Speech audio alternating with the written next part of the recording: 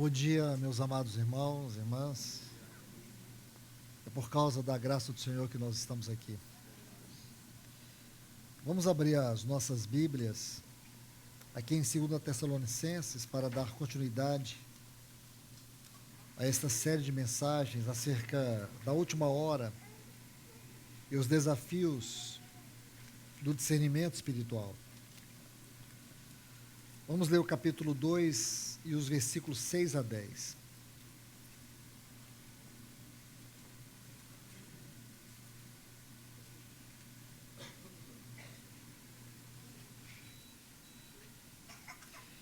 E agora sabeis o que o detém, para que ele seja revelado somente em ocasião própria.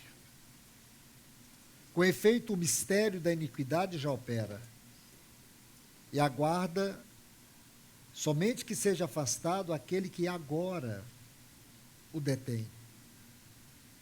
Então será de fato revelado o iníquo, a quem o Senhor Jesus matará com o sopro de sua boca, e o destruirá pela manifestação de sua vinda. Ora, o aparecimento do iníquo é segundo a eficácia de Satanás, com todo o poder e sinais e prodígios da mentira, e com todo engano de injustiça aos que perecem, porque não acolheram o amor da verdade para serem salvos. Vamos orar. Ó bendito Deus e Pai, nós, mais uma vez, Senhor, te adoramos, te agradecemos por nos dar o privilégio de estarmos na Tua presença, Senhor. A alegria de estarmos aqui mais uma vez, reunidos em Teu nome. Senhor, como é maravilhoso poder cantar o Senhor, adorar o Senhor, dizer e proclamar que somente Tu és santo, santo, Tu és santo. Aleluias! Porque os anjos podem dizer que Tu és santo por toda a eternidade, mas o nosso louvor não é somente o louvor que declara que Tu és santo, mas é o louvor que declara que Tu és misericordioso. Tu és um Deus cheio de graça e de amor, porque nenhuma criatura, ninguém em todo o universo pode experimentar o amor, a misericórdia e a graça do Senhor como nós. Por isso o nosso louvor é o louvor que emana da Tua graça, que emana da Tua misericórdia. Não é da nossa inspiração de cantar, porque toda adoração para nós é o Senhor. É a pessoa, é a obra do Teu Filho. Por isso nós nos reunimos aqui para Te adorar, Te exaltar. Então, Pai amado, abra a Tua palavra diante de nós.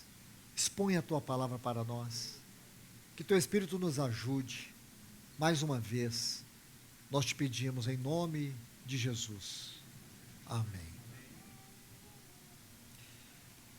Pois bem, meus amados em Cristo, nós vamos dar um passo a mais na leitura desses textos aqui, de 2 Tessalonicenses.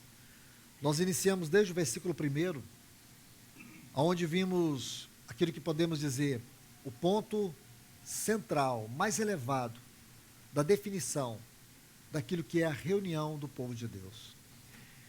E Paulo não colocou esse texto aqui de forma aleatória. Havia uma didática, não de Paulo, mas uma didática que foi baseada na inspiração divina da Bíblia. Isso é muito importante para nós, porque isso corrige em nós toda a forma de leitura literária, secularizada, humanizada, antropocêntrica. Uma leitura baseada em conhecimento e não em revelação. Então, meus irmãos e irmãs, Paulo nos diz aqui que a nossa reunião nesta manhã, ela tem um profundo significado espiritual, porque ela tem que ser um reflexo daquela maravilhosa reunião que ocorrerá na vinda do nosso Senhor, em que os salvos em Cristo serão arrebatados e se encontrarão com aqueles que já dormiram no Senhor. E depois desse maravilhoso encontro, partiremos para o maior de todos os encontros. Nós nos encontraremos com o nosso Senhor Jesus. Paulo chama isso aqui de uma epsunagoge, que é a palavra que eu disse para vocês, que é uma palavra que ocorre 2 vezes em toda a Bíblia. A primeira vez ocorre aqui, a segunda vez em Hebreus capítulo 10, versículo 25. Não deixemos de congregar. Aqui ele diz, de maneira muito clara, quanto à vinda do nosso Senhor Jesus Cristo e a nossa reunião, o nosso congregar com Ele. Isso é muito importante.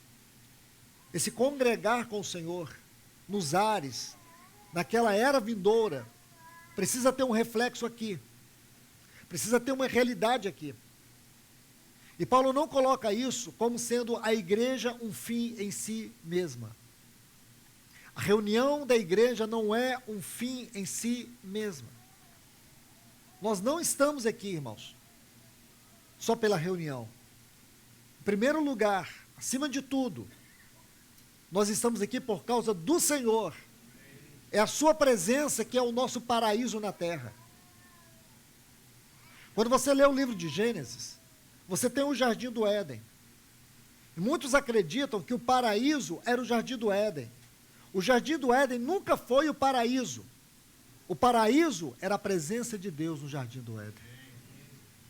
Consegue entender isso, irmãos? O paraíso para Adão não era o Jardim do Éden, era a presença de Deus.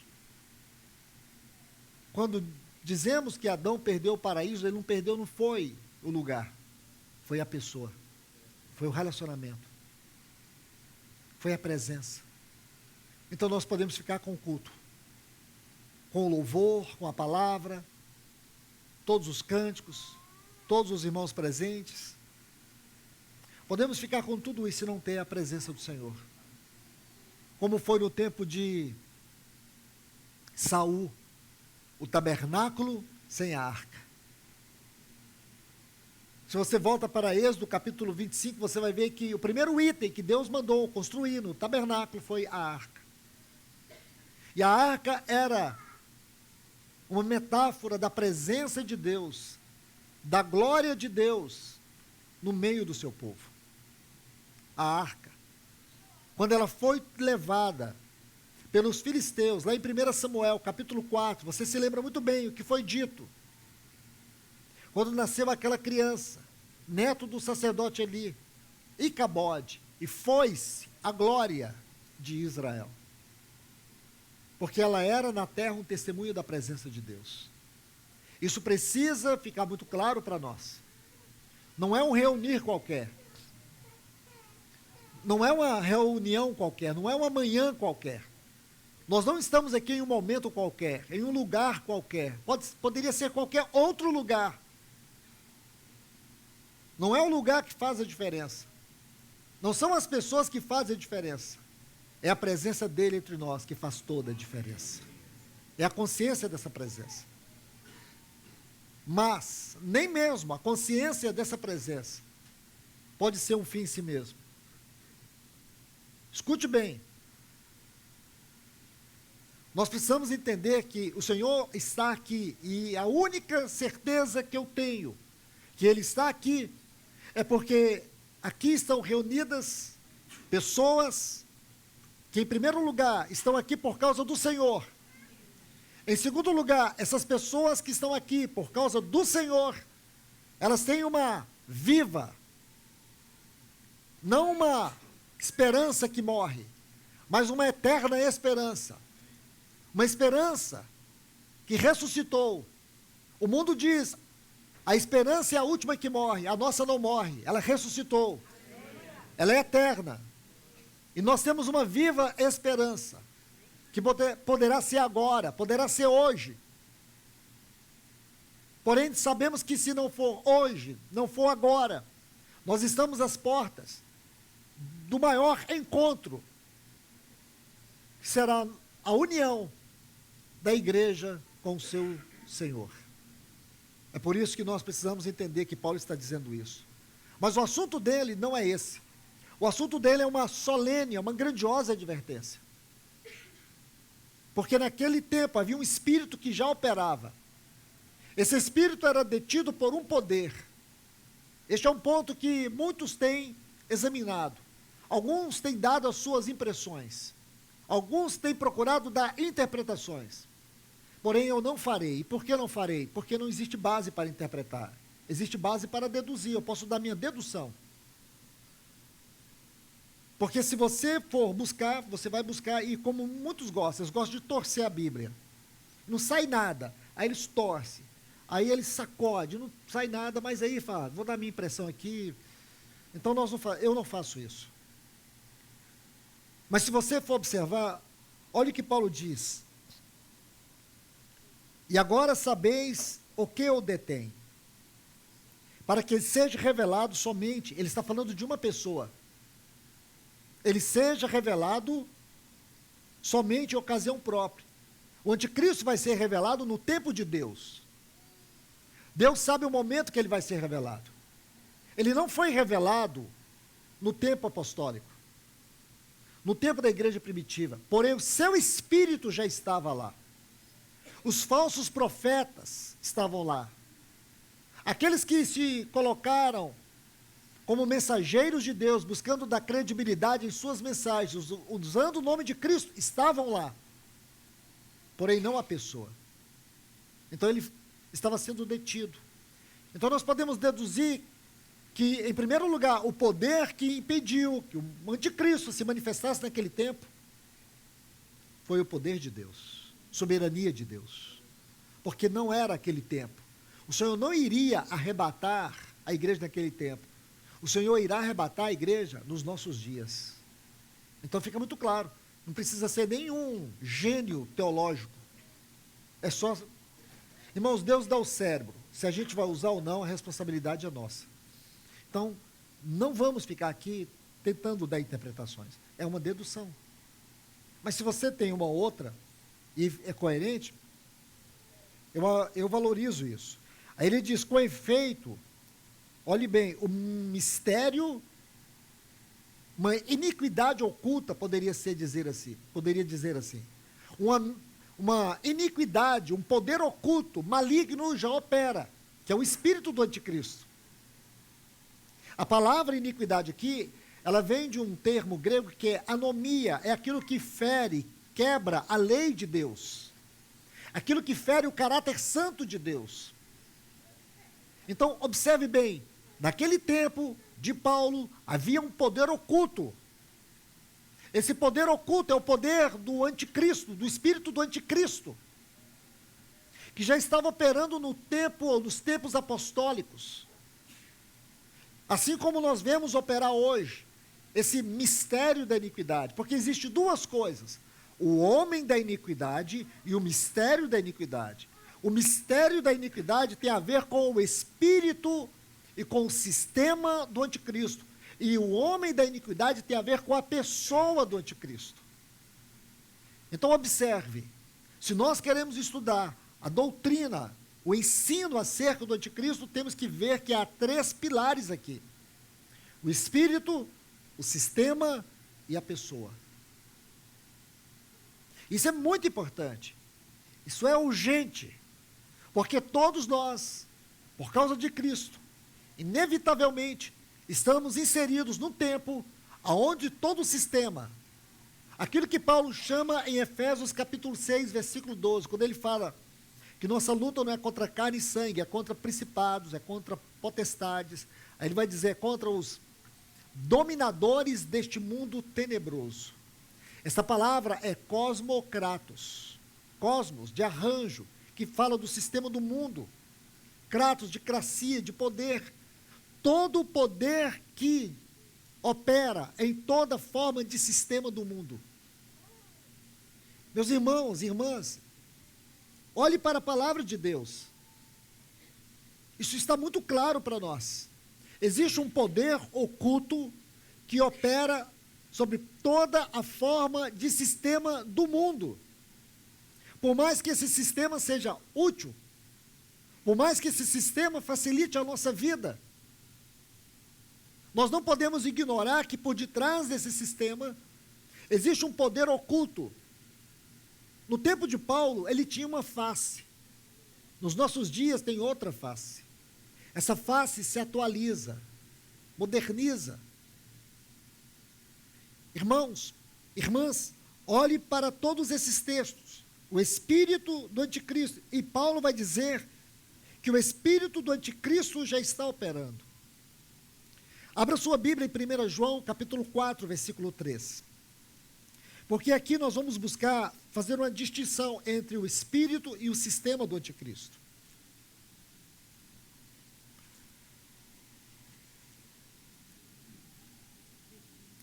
1 João, capítulo 4, versículo 3 diz: todo espírito que não confessa a Jesus não procede de Deus. Esse é o espírito do anticristo, a respeito do qual tendes ouvido que vem. E agora ele vem. Quem vem? O anticristo. Aí ele diz, e agora já está no mundo. Já está no mundo, porém vem. O que estava no mundo no tempo dos apóstolos? O espírito. O anticristo, ainda não. Porque é o poder soberano de Deus. E se você disser para mim assim, irmão, mas será que esse poder soberano de Deus, numa interpretação prática, não poderia ser os apóstolos? Eu concordo com você. Pode ser. Que o ministério apostólico, o ministério da palavra, o ministério profético, conduzido pelo poder do Espírito Santo na vida dos apóstolos, é que impedia que a igreja fosse levada, conduzida por esses enganos, por essas mentiras. Porque o único propósito do engano e da mentira, no sentido espiritual da palavra, é conduzir a igreja à apostasia. Está aqui no texto de 2 Tessalonicenses. Que ele não vai aparecer antes que venha a apostasia. E é interessante que muitas pessoas usam esse termo apostasia para poder dizer que fala de um resgate. A palavra aqui é apisteme. Se você buscar a palavra fé em grego, é pisteme. E é contra a fé. Apisteme é aquilo que é contra a fé. Então você vai interpretar uma palavra, seu entendimento dela, e criar uma aberração teológica. Então vamos ser bem coerentes. Eu até não sabia disso, eu fui informado que existe muitos irmãos que tomam a palavra apostasia para falar de resgate. Irmãos, não faça isso com a Bíblia. Faça isso com o seu livro de história, mas não faça com a palavra de Deus. Interprete o que você quiser de qualquer forma, mas nunca a palavra de Deus. Eu não estou dizendo que eu tenho a última palavra. Eu estou dizendo que a palavra de Deus, ela por si só é a palavra. Ela se autoexplica. Ela é autointerpretativa. A Bíblia explica a própria Bíblia. Não sou eu, é ela. O que nós fazemos é trazer luz àquilo que está aqui. A palavra apostasia aqui não fala de resgate, não fala de tirar. Ela tem o sentido de afastar, assim, afastar da fé. É só você pegar a palavra no texto grego, vai lá numa chave linguística, no Strongs, qualquer ferramenta que você tiver. Você vai ver que é justamente isso. E o afastar aqui não é tirar, não é levar. Porque o sentido dela aqui é negativo. Certo? Então vai vir a apostasia. Mas o que vai alimentar a apostasia, segundo o texto aqui de 2 Tessalonicenses, o falso ensino, o espírito do anticristo que vai se opor e vai se levantar contra tudo que é Deus ou é objeto do culto a Deus, perverter o culto, perverter o caráter de Deus no meio do povo, distorcer o evangelho, promover sinais e maravilhas com o propósito de enganar. Então, esse ministério, o ministério do engano, que é muito popular nos nossos dias, vamos ler um texto. 1 Timóteo, poucas páginas à frente aí.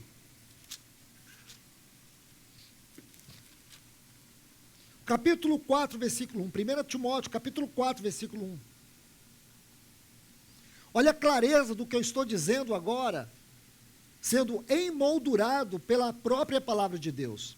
E diz, ora, o Espírito afirma expressamente que nos últimos tempos, alguns apostatarão da fé por darem créditos a doutrinas de demônios, espíritos enganadores. Enganadores. Está vendo aí? É justamente o que eu estou dizendo para vocês. Você sabe o que é mais popular no meio cristão, e falo isso com muita tristeza. O que é mais popular no meio cristão, de maneira geral, é o culto ao homem, é o culto antropocêntrico. Igrejas sendo doutrinadas com música. Esse não foi o movimento de Lúcifer. Esse não foi o movimento de Absalão, que na sua rebelião usou os levitas para promover um culto pagão, onde ele estava tomando o reino do seu pai, Absalão, filho de Davi. Essa não é a grande síndrome de Lúcifer. Usar a música para corromper, para perverter o caráter de Deus no meio do povo. Não é o culto de hoje, onde Cristo não é cantado, seus atributos não são adorados, sua pessoa, sua obra salvífica não é evidenciada na adoração, é o nosso sentir, é o nosso prazer. É isso que o espírito do anticristo está fazendo. Mas não é só a perversão do culto, é a perversão da doutrina. Falamos isso ontem, da sã doutrina. Porque as pessoas não querem mais ouvir a sã doutrina. A doutrina que tem um padrão que deriva do ministério de Cristo.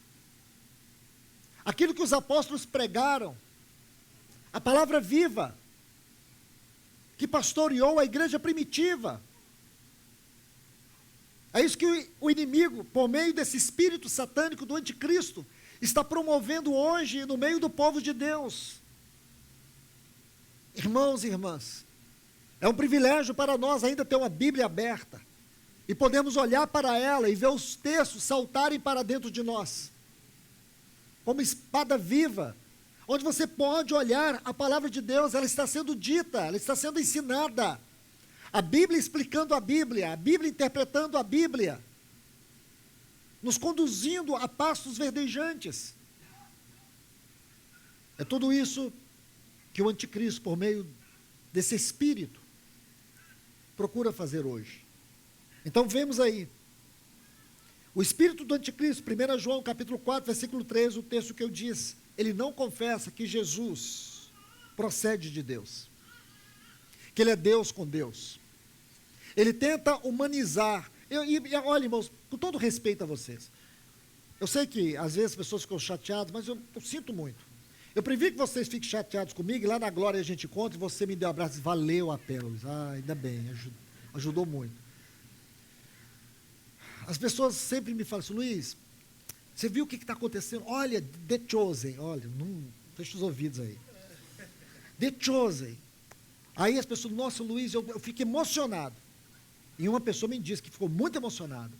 E que toda vez que via The Chosen, chorava. Eu falei, quando você lê os evangelhos, você chora? Não, é diferente, né, Luiz? É diferente. A palavra inspirada não tem valor algum. Mas um filme que tem o único propósito de ganhar bilhões de dinheiro, tem valor para as pessoas. Esse filme que humaniza o Senhor, reduz o Senhor, que distorce o Senhor, que mostra que aquele lá, ele não tem condições de ser Deus. O Cristo da Bíblia, para mim, o Senhor Jesus revelado na Bíblia, ele é inigualável. Você não consegue olhar para cima, para baixo, para qualquer lugar e encontrar a imagem dele em alguém, a não ser aquela que é formada pelo Espírito Santo no nosso interior. Cristo sendo formado em nós. Aquele ali, ele não forma ninguém. Você fica atraído pela beleza do personagem. Uma beleza física. O nosso Senhor, o que nos atrai é que ele foi esmagado por nós. Ele foi moído pelas nossas iniquidades. A sua vida não era aquele tipo de vida. Sua maneira de falar não era aquela maneira de falar. Quando os soldados foram prendê-lo, eles caíram por terra. Quando ele dizia, sou eu. Na verdade, o texto grego ali não diz, sou eu. O texto grego, quando os soldados foram prender Jesus, ele dizia, eu sou. Só havia um eu sou em todo o universo. Aquele que Moisés se encontrou lá na sarça. Quando ele dizia, eu sou o que sou. Quando ele dizia, eu sou, os soldados caíram. Ele disse, ninguém toma a minha vida, eu a dou. Pedro tentou defender, ele disse, Pedro, uma miríade de anjos estão pronta agora, sobre a minha autoridade. Pilatos achou que tinha autoridade sobre ele, disse, nenhuma autoridade te é dada, se não vier do Pai. Ele não estava ali se submetendo ao julgamento de Anás, Caifás, Sinédrio, Pilatos e Herodes. Ele tinha que passar por esse ritual por causa da cruz, que foi a pior invenção de punição já produzida pelo homem. Ele estava mesmo subordinado ao julgamento de Deus, que era um julgamento eterno. Irmãos, mas eu digo para vocês, sem sombra de dúvida, e falo com amor no meu coração, esse tipo de coisa que as pessoas cultuam dentro de casa, tem um poder terrível e maligno, imperceptível. É o mistério da iniquidade que a gente cultua e você distorce. O que me impede de ver essas coisas é a maneira como eu leio a palavra de Deus, é como eu leio os evangelhos, é como eu vejo Cristo nos evangelhos. É que eu não dou conta de ver. E já tentei, irmãos. Vou dizer para vocês, eu já tentei. Eu já coloquei minha esposa, vamos ver o The Chosen? Não dá, irmãos. Em poucos segundos não dá, desliga tudo isso aí. Porque isso vai me tirar do que é sagrado aqui. Os soldados foram prendê-lo, a mando dos sacerdotes, não conseguiram prendê-lo. E os sacerdotes interrogaram, por que vocês não trouxeram aquele homem?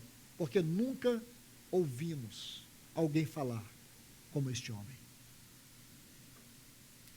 Cada detalhe da sua vida escreve para nós o que existe de mais profundo em toda a Bíblia.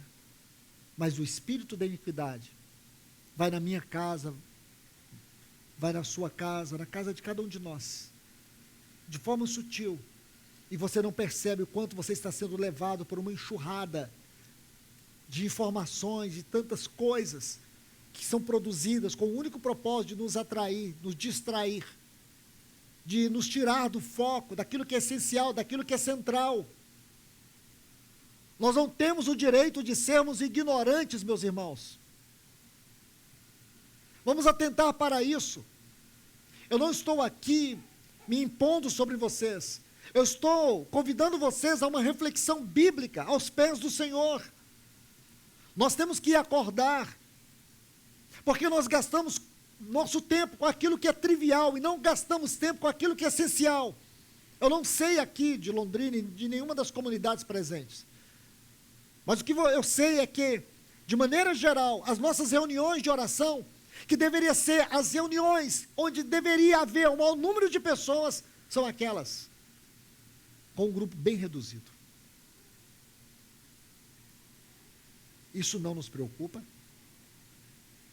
Nós não somos o povo de Deus na terra, não somos os redimidos, comprados pelo sangue de Cristo, não somos o povo habitado pelo Espírito Santo. Não somos, irmãos. Será que nós não precisamos fazer um check-up sobre a nossa devoção? Será que o tempo que eu gasto diante de uma televisão assistindo um jogo de futebol é o mesmo tempo que eu gasto, com a mesma disposição, com a mesma alegria, com a mesma intensidade que eu gasto lendo a Bíblia? Os meus amores, os meus prazeres, são de fato amores e prazeres eternos, ou são amores e prazeres efêmeros?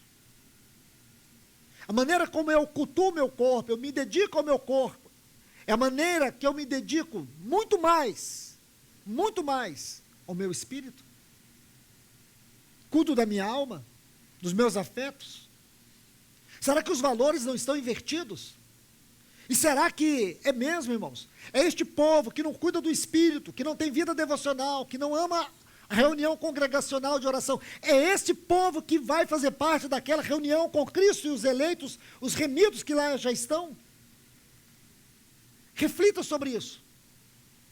Será que é um povo que tem dificuldade de ter vida devocional, pessoal, de oração? É esse povo que povoará o reino vindouro?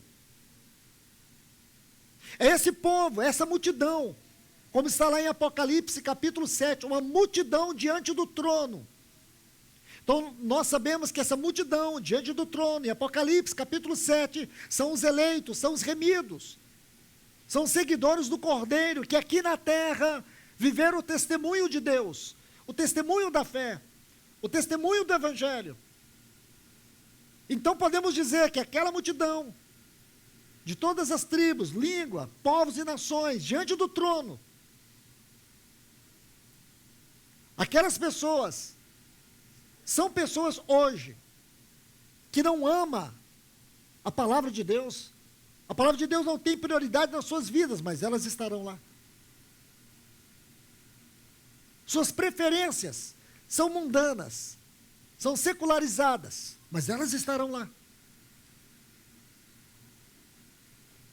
São pessoas que não se ocupam com o seu espírito, não têm a disciplina de ser cheio do Espírito. Ser cheio do Espírito, em primeiro lugar, é uma ordem. Efésios 5,18. Enchei-vos, é imperativo, enchei-vos do Espírito, tem uma vida cheia do Espírito. Mas essas pessoas não têm. Elas preocupam-se muito mais com os seus músculos, com a sua face, com o seu corpo, com tudo, mas menos com o seu espírito. Não estou dizendo que é errado fazer isso, não estou aqui falando isso. Eu quero saber se a prioridade sua é o espiritual.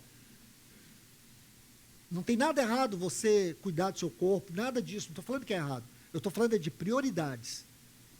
E não envolve só isso, envolve muitas outras coisas, envolve lazer, envolve muitas outras coisas. Eu sei o que é na minha vida, você sabe o que é na sua vida. E a pergunta é, o espiritual é mais importante daquilo que é natural? Então, pessoas que dão muito mais ênfase àquilo que é natural, essas pessoas são aquelas que estarão lá diante do trono. Porque se você acreditar que é, eu digo para você, então eu estou pregando outro evangelho. Os apóstolos pregaram outro evangelho. Jesus ensinou outro evangelho. Que outro evangelho é esse? É o evangelho do anticristo. É o evangelho do engano. Não é o evangelho que te atraiu para a cruz. Não é o evangelho que te esmagou. Porque é uma luta, irmão. Orar é uma luta. Congregar é uma luta. Amar a palavra de Deus é uma batalha. Nossa carne está ali o tempo todo, dizendo não para nós. O caminho da cruz precisa ser uma escolha amorosa, prazerosa na nossa vida. A cruz não é um ponto negativo em nós. A cruz é um ponto de salvação, de alegria, tanto do nosso espírito como da nossa alma e do nosso corpo. Então nós precisamos tomar uma posição antes que seja tarde demais. Porque o que está acontecendo, o que está vindo, numa velocidade muito grande, tem roubado as pessoas do seu próprio lar. Pessoas estão divorciadas dentro de casa sem saber que estão divorciadas. Casamentos já acabaram e as pessoas não perceberam. Esse tipo de divórcio consentido, doméstico, é muito pior do que você possa imaginar. Não tem afeto, não tem carinho, não tem companheirismo. Casais não se deram conta que eles não se amam mais. Não existe mais cuidado, não existe mais admiração, não existe mais companheirismo, não existe mais respeito. Duas pessoas estão ali, cada uma funcionando de forma distinta dentro de casa, talvez pelo bem comum, que pode ser os filhos, que pode ser a igreja, que pode ser a família, os amigos. Mas não existe um casamento onde o afeto, o amor, o companheirismo, virtudes espirituais, não são mais cultivadas, não são mais praticadas. Nosso tempo tem sido tomado por prioridades que não são santas.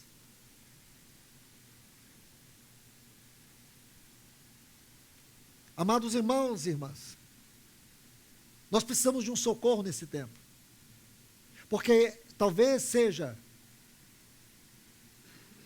por essas questões citadas aqui, é que nós ainda não conseguimos tocar a realidade mais elevada da nossa vida de igreja. Talvez porque chegamos muitas vezes cansados, exaustos, desanimados. Não temos percebido o quanto o inimigo tem roubado o melhor de Deus na nossa vida. Eu tenho um exemplo para dar para vocês. Quero convidá-los, por favor. Abra comigo sua Bíblia, em Êxodo capítulo 6, os versículos 9 a 12.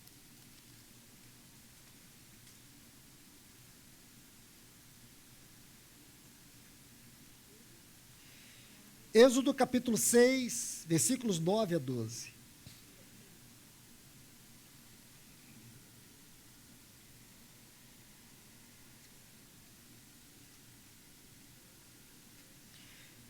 Desse modo falou Moisés aos filhos de Israel. Aqui Israel está sendo conduzido por Deus no meio de um caos para que o povo saísse do Egito.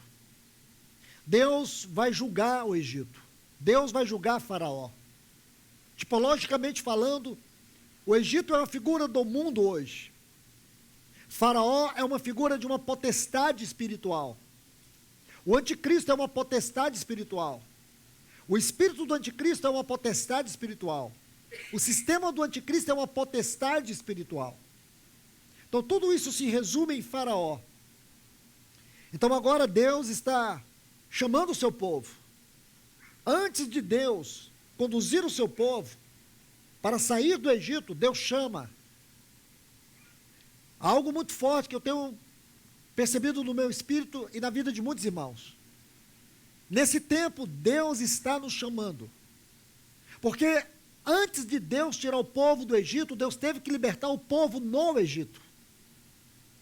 Antes de Deus libertar o povo do Egito, Ele libertou o povo no Egito.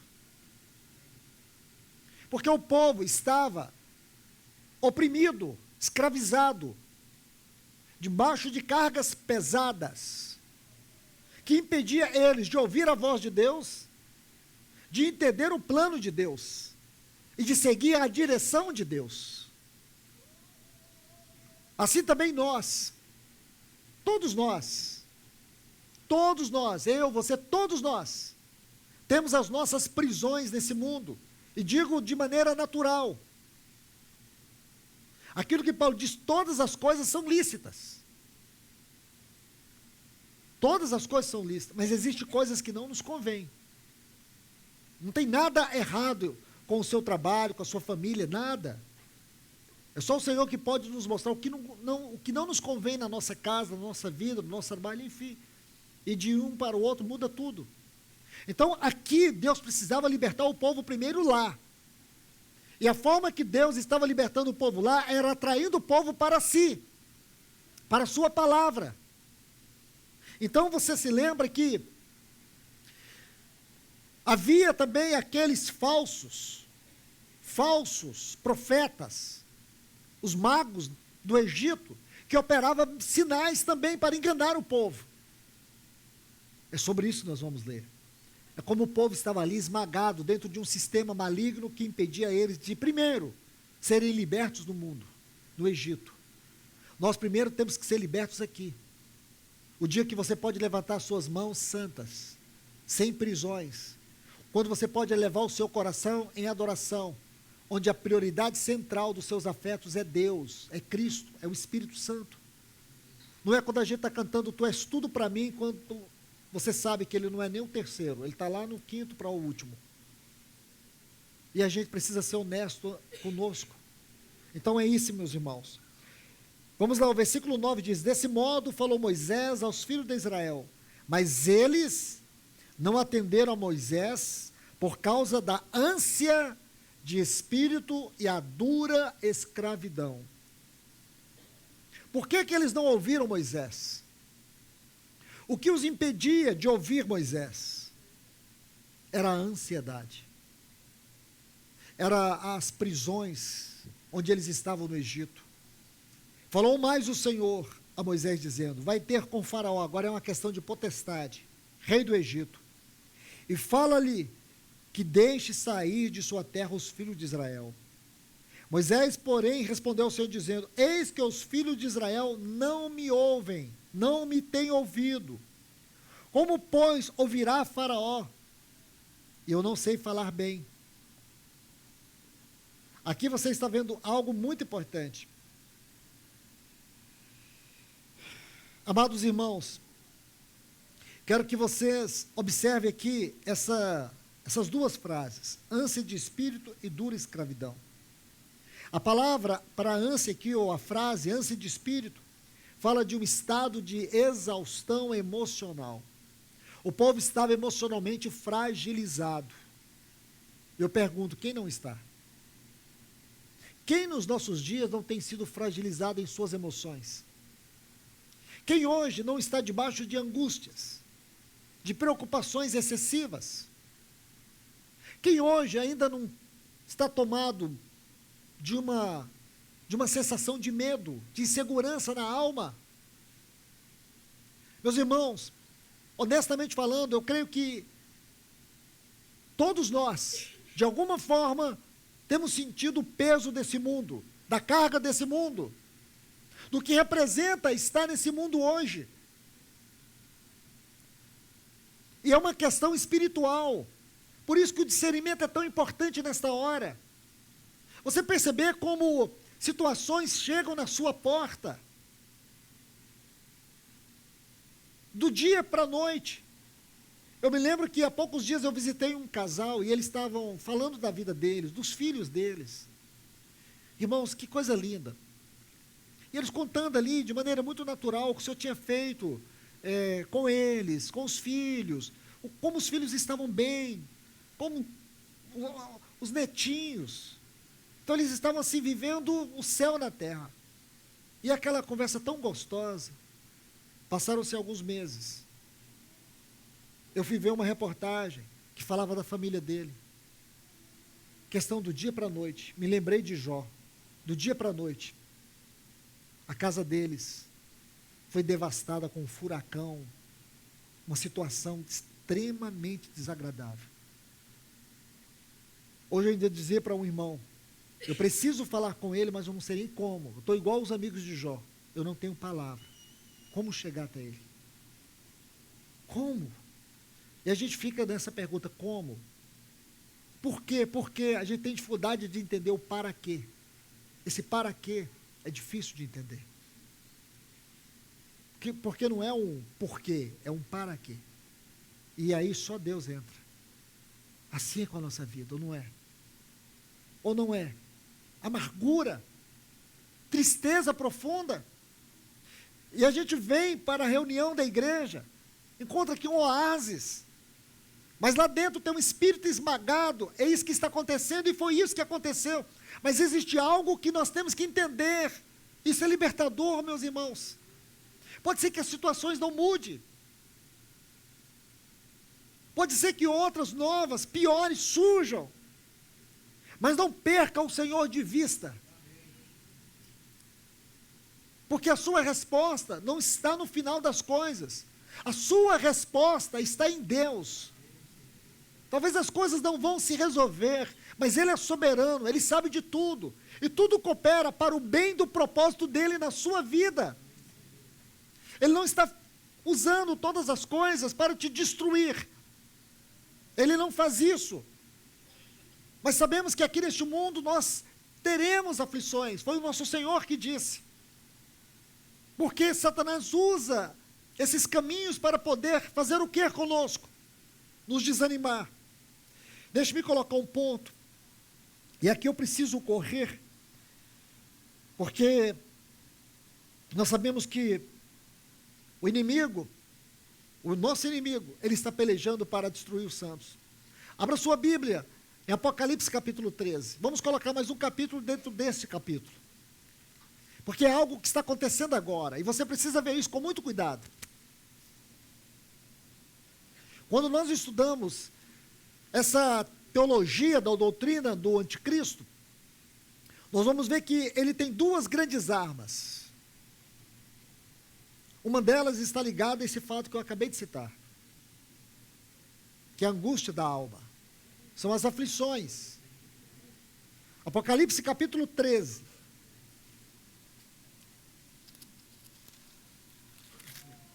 Apocalipse capítulo 13.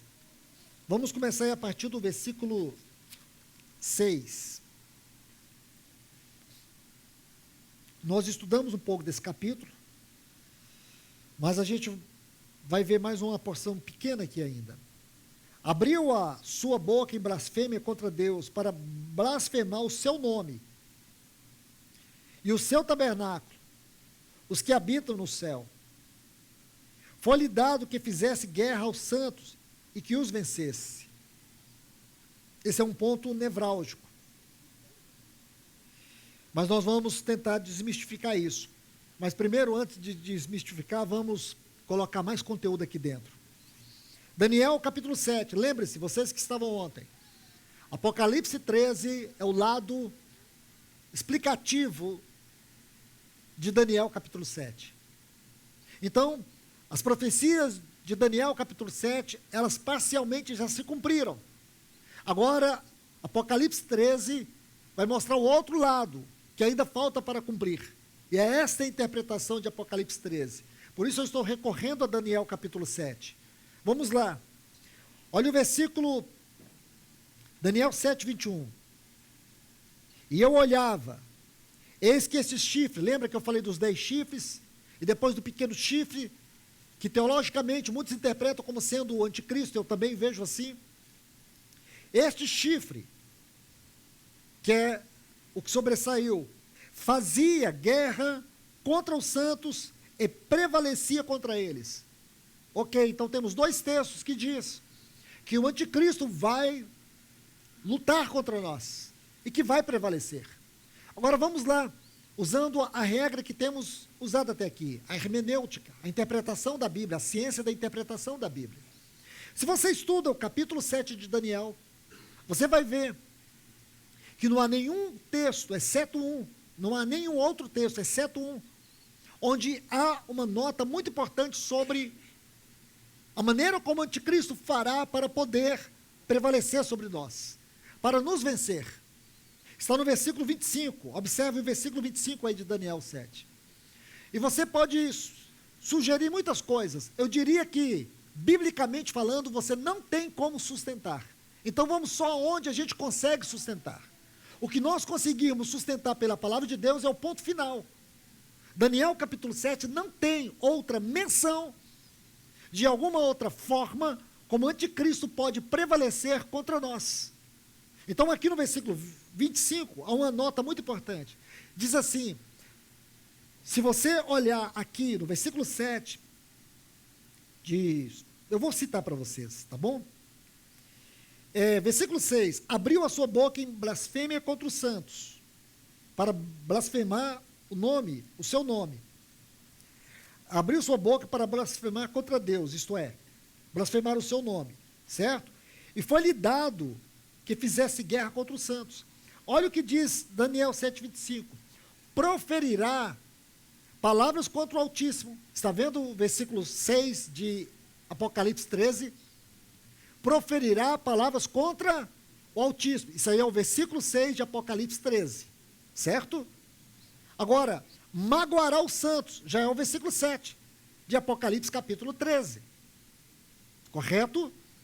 Então, veja bem, a palavra magoará aqui é um vocábulo aramaico que tem o mesmo sentido também do vocábulo grego, porque essa parte de Daniel foi escrita em aramaico, e não em hebraico, e não em grego. Certo? O original.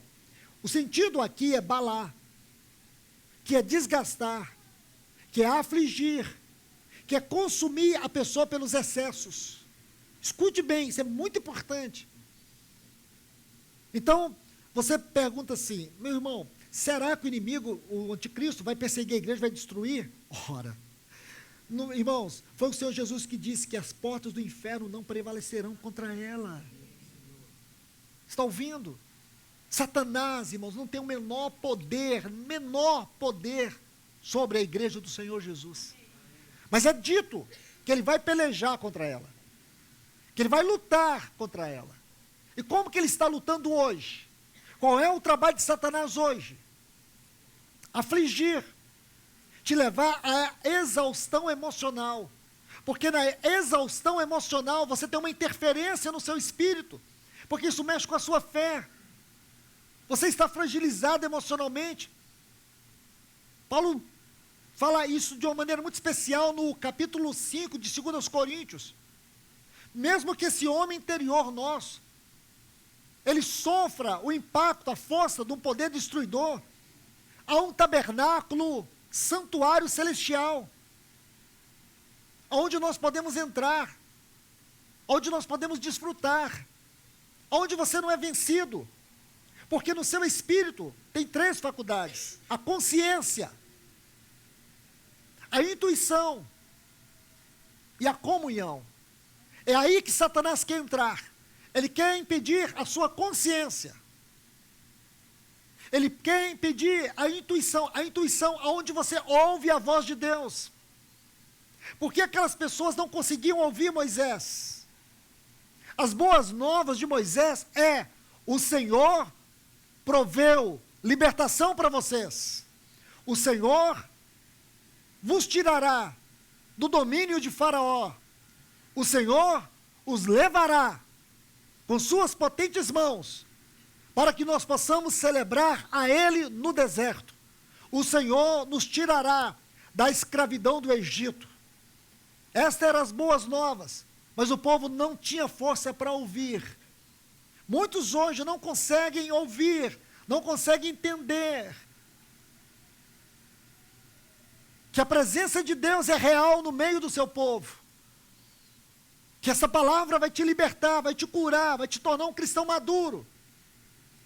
Mesmo em meio às provas, às lutas, às dores, você vai viver uma vida de alegria e triunfo em Cristo Jesus. Isso vai te fortalecer. Mesmo com todas as adversidades que já estão e as que virão, você não vai se acovardar, você não vai se amedrontar. Você não terá medo do espírito, nem do sistema, e nem da pessoa do anticristo. Porque no livro de Apocalipse só tem um que venceu: o leão da tribo de Judá. Ele é o nosso cabeça. Ele é o nosso Senhor. Ele é o nosso Salvador. Então, amados irmãos e irmãs, aqui está uma prova cabal, como Ele poderá nos vencer e prevalecer sobre nós, por meio da angústia de espírito, da ânsia de espírito, descrito no versículo 9 de Êxodo, capítulo 6. Aqui Ele poderá ter um êxito. Irmãos, que nesta manhã nós possamos fechar todas as portas da nossa alma na cara de Satanás. Deixa a palavra de Deus penetrar. Essa palavra é viva, é eficaz, ela é cortante, ela é penetrante, e ela vai até as profundezas do nosso ser e divide a alma do espírito e revela todas as proposições do nosso coração. Então, observe. Aí você diz: nossa, irmão, é assustador Daniel capítulo 21. É assustador Daniel versículo 21. É assustador Daniel versículo 25. É mesmo, irmão? Então vamos continuar lendo Daniel. Veja o versículo 18. Olha o que diz sobre os santos. Só existe uma menção que ele vai lutar contra nós e vai buscar prevalecer sobre nós.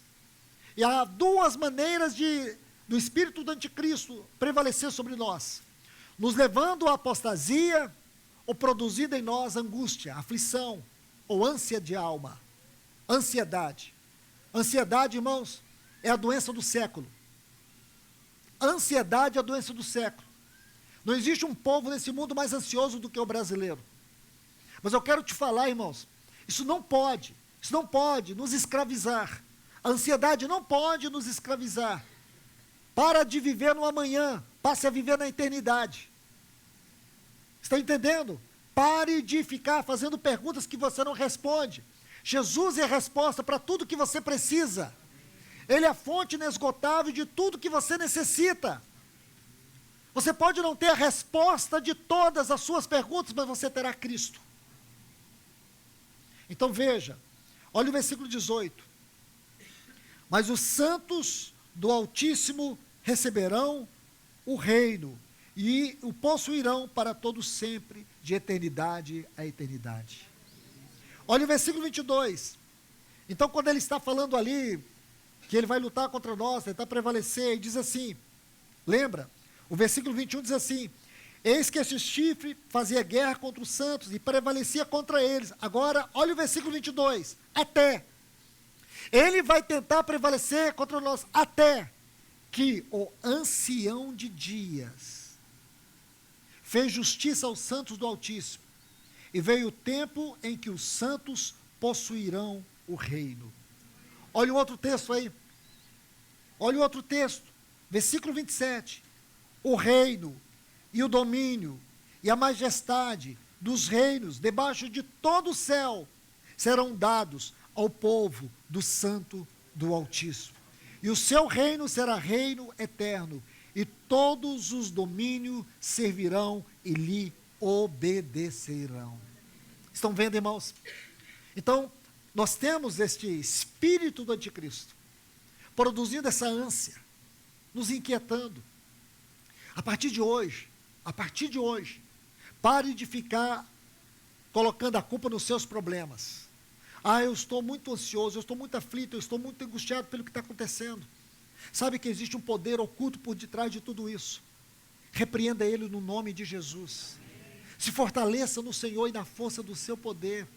Resistir ao diabo, ele fugirá de vós.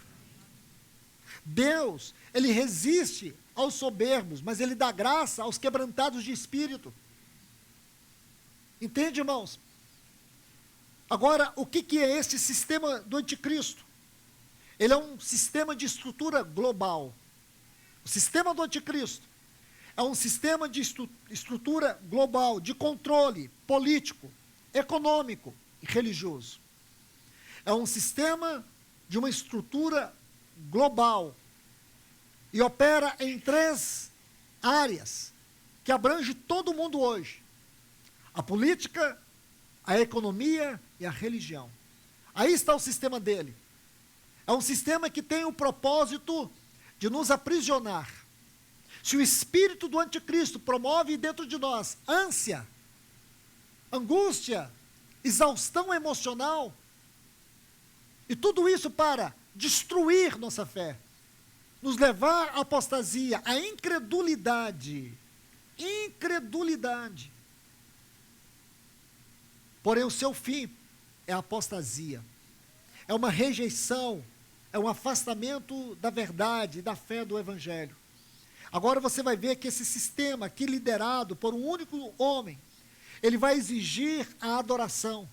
Ele vai promover uma adoração em que muitos cristãos vão segui-lo. Nós temos visto isso na nossa própria geração. Quantos estão seguindo verdadeiros loucos religiosos? Loucos religiosos. Lobos vorazes. Lobos vorazes. Fomos advertidos desde os evangelhos. Até mesmo no livro de Atos, quando Paulo adverte os cristãos em Éfeso, lobos vorazes, que saltarão sobre o rebanho. Pessoas estão seguindo, pessoas estão dando sua alma, pessoas estão dando seus bens, dando tudo para seguir lobos, para acreditar em mensagens frívolas, terrenas, que aprisionam mais as pessoas aqui. Isso não é obra de Deus, é uma obra satânica. Por isso o Senhor tem permitido a operação do erro, porque o pior juízo que Deus exerce sobre o homem é deixar que ele ande no seu próprio caminho, nos desejos do seu coração. Por isso, amados irmãos, a advertência do Senhor para nós nessa manhã é que haja em nós uma completa, absoluta rendição a Cristo Jesus.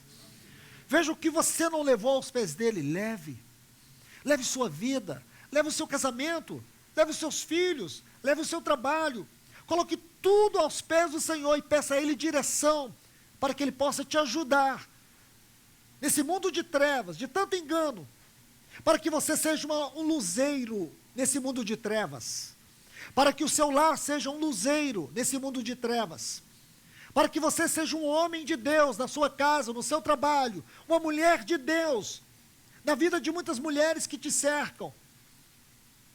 Lance o teu pão sobre as águas hoje. Vamos lançar o pão. Lá em Eclesiastes 11 diz: lança o teu pão sobre as águas, depois de muitos dias o acharás. Vamos lançar agora, porque chegou o momento em que o povo de Deus, como o povo de Israel no Egito, está recebendo um chamamento. Não permita que a sua ansiedade, que a sua aflição, que a sua angústia te faça resistir à voz do Espírito Santo. Não permita que as tristezas, que as frustrações endureçam o seu coração, petrifique o seu coração, e aí você vai bloquear a vida no seu espírito, vai te impedir de ser um homem, uma mulher, cheia do Espírito. Amados irmãos, esse momento que nós estamos vivendo é um momento sério. Então, temos que lutar contra o espírito e o sistema do anticristo, que procura nos limitar, que procura nos fragilizar, que procura nos derrotar, que procura produzir em nós um caráter incrédulo. Que o Senhor, nesta manhã, Ele realiza um grande milagre nas nossas vidas. Que o Senhor comece a quebrar cadeias internas em nossa mente. Que o Senhor possa, com a sua palavra, esmiuçar esse coração de pedra e dar-nos um coração rendido e quebrantado. Nós não temos forças, não temos condições em nós mesmos para vencer o espírito e o sistema do anticristo. Não temos capacidade de lidar com isso. Por isso a necessidade é que nós possamos ter o agir pleno do Senhor na nossa vida, para que o Senhor possa visitar cada um de nós nesse lugar, abrir os nossos olhos, iluminar o entendimento do nosso coração, nos dar discernimento espiritual, para vivermos aqui de uma maneira saudável, do ponto de vista espiritual e do ponto de vista emocional. Porque do contrário, existe toda uma legião de demônios, de espíritos malignos, que opera por meio das obras das trevas, que vem de uma forma sutil para nos enganar, para nos seduzir, para nos distrair, para fazer com que você perca as prioridades do Senhor, para te levar a viver uma vida à parte dos movimentos de Deus, não compreender aquilo que Deus está fazendo na terra, não entender isso, quais são as prioridades. Nós precisamos, irmãos e irmãs, estarmos envolvidos com aquilo que Deus está envolvido. E Deus está envolvido nessa hora em preparar a igreja do Senhor Jesus para aquele maravilhoso grande dia. Então que o Senhor nos abençoe. Que o Senhor fale poderosamente aos nossos corações. Porque é o que nós precisamos, irmãos. É o que nós precisamos nesse tempo. É de um agir sobrenatural de Deus na nossa vida. Porque hoje o que impera, por um lado, apostasia, frieza, negligência, indiferença. Por outro lado, fragilidade emocional, desânimo, incredulidade. Mas que o Senhor faça uma grande obra nesse lugar, nesta manhã. Para que a partir de hoje, irmãos, nós tenhamos a consciência que o reunir da igreja é um reflexo da vida no lar. Que o reunir da igreja é um reflexo da vida no trabalho. Que o reunir da igreja de forma congregacional é um reflexo do testemunho de Deus que nós vivemos no nosso dia a dia. Onde nós somos desafiados a exercer a fé. Onde nós somos desafiados a ter uma expressão da vida de Cristo. Que o Senhor nos ajude. Se o seu casamento está passando por uma crise, veja o lado espiritual disso. Veja como Satanás está agindo de maneira sutil no seu relacionamento, esfriando o seu amor. Veja a dificuldade que nós estamos tendo de pedir perdão, de ter que começar todos os dias começar e recomeçar o nosso relacionamento até a vinda do Senhor. Não desista do seu casamento. Não desista do seu cônjuge. Não desista do seu lar. Não desista do Senhor. Que nós possamos ser uma igreja bíblica. Essa é a grande urgência para esse mundo. É que haja uma igreja bíblica. Porque essa igreja bíblica será um oásis para esse mundo cheio de trevas. Esse mundo que está sendo sacudido de todos os lados. Mas o mundo poderá olhar e ver que à margem de um cristianismo profano, de uma igreja profana, de uma igreja anticristo, de um evangelho diluído, pervertido, uma igreja antropocêntrica, há um povo que vive o caminho da cruz, há um povo que batalha pela fé que uma vez por todas foi dada aos santos, há um povo que batalha para apressar a volta do Senhor Jesus, há um povo que é celestial, há um povo que já está vivendo o prelúdio da volta do Senhor Jesus, há um povo que verdadeiramente o ama. Que nós sejamos, irmãos, esse povo, essa igreja bíblica. Que Deus os abençoe. Vamos orar. Amado Deus, querido Pai, é no nome de Jesus, o Teu Filho, Senhor, que nós entregamos aqui as nossas vidas. Senhor, nós não temos condições suficientes em nós mesmos e por nós mesmos de vencer nesses dias. Senhor, nós nos sentimos tão pequenos diante dos desafios da vida. Esses desafios que são produzidos pelo Espírito, pelo sistema do anticristo, que tenta nos levar para a apostasia, que tenta afligir a nossa alma, que tenta nos manter no cativeiro mundano, ou no cativeiro desse mundo. Senhor, que o nosso coração se quebrante pelo poder libertador da Tua palavra. O Senhor nos ajude, corrija os nossos caminhos, Senhor, corrija a nossa vida, como homens, como mulheres, como esposos, esposas, pais, corrija.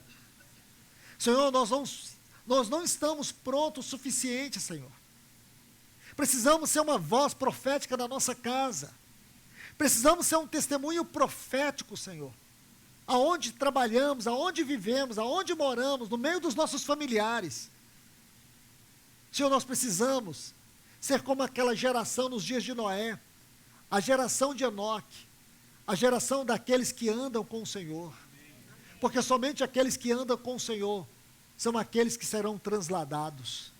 Nos ajuda, Senhor, nos ajuda a ser como aquela geração de Matusalém, uma geração profética, uma geração que proclama que o Rei está voltando. O Senhor dos Senhores está voltando. O juiz de toda a terra está voltando. Ele exaltará o seu nome acima de todo o nome. Ele terá um povo especial para si, um povo zeloso de boas obras. Não uma igreja apostata, não uma Laodiceia, mas uma Filadélfia, uma igreja gloriosa. Ó Senhor, nós precisamos da Tua ajuda. Não permita que essa palavra morra dentro de nós, mas que ela seja vida em cada um, que ela possa glorificar o Teu nome, que ela possa exaltar em nós a gloriosa obra de Cristo, possa agir o Senhor nesse momento em cada coração, em cada vida, só o Senhor para poder iluminar a nossa mente com a Tua palavra. Nós te pedimos em nome de Jesus. Amém.